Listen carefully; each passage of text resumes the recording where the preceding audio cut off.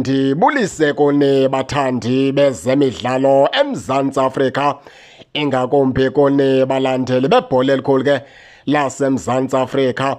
Baphulaphulike lapha ke siza nesaziso sokubana ke njengoba niyazi ukubana iKaizer Chiefs ngumele bedlalile pha izolo idlala pha neqala leMagesi FC.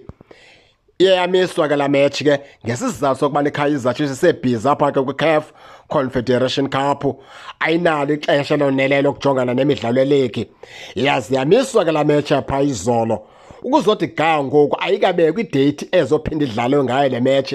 Kusahlengihlengiswa pha nguPS into okubana ke ingaba na iyawubekelwa eyiphi na idate la match eKaizer Chiefs ke kunye ke neMagesi lebe kumele ba ke idlalwe pha izolo. Now ukhumbula into okubana mininzi imidlalo ethe yabe yamiswa okanye i-fixtures ethe zabe ziyatshintshwa apha kuqela ke leKaizer Chiefs ngesizathu ke seCAF Confederation Cup ke baphulaphule.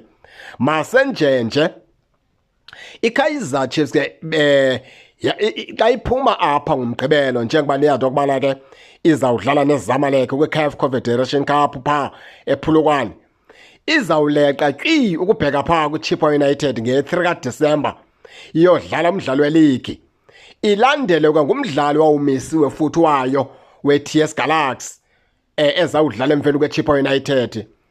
Lena eminye ke ayikabekelwa date lokubana ke yawudlalwa neluquka lo weMagesi FC into okubana ke yawudlala ngophi na usuku, ngoba sichwechwele kubeni umnumzana ke uHugo Broos ezawubiza abadlali bakhe abathatha abaseke kucamp eyabalungiselela ke imidlalo ke yeAFCON. Into ethetha ukuthi ke le midlalo emibini ke eKaizer Chiefs league emveni ngomgqibelo njengoba iKaizer Chiefs ngomgqibelo izadlala pha neZamalek, xa iphuma kuZamalek ileqa pha kuChippa United nge-3 December emveni kweChippa ileqa pha kuTS Galaxy. Kula veki ndicinga uba ke ibafana iyawube seyidibene kobe sengasadlalwa imidlalo phantsi kwe-DStv Premiership sekujonga ku-AFCON pha eMorocco ngoba iyaqala apha kuDisemba nayo iAFCON. Into ethetha ukuthi iKaizer Chiefs nemidlalo emibini ke league yawube ke iyonele apha kuDisemba.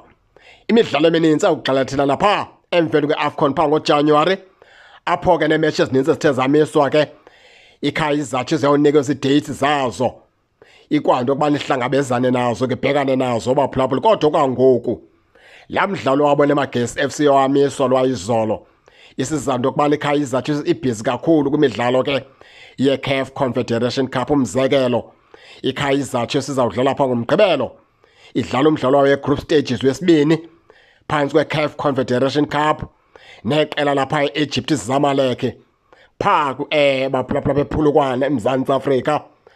Injalo ke baphulaphula ke ayikho ngenye imisiwe imatch eKaizer Chiefs neMagesi FC pha izolo.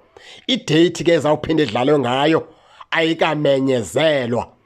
Ningake ningene ke nanitsho nento okubana niva njani, nize ke ningakhohlwa usubscribe kule channel kuze ningaphoswa zezemidlalo endizanothulela zona kwixa elizayo kakuhle babukeli.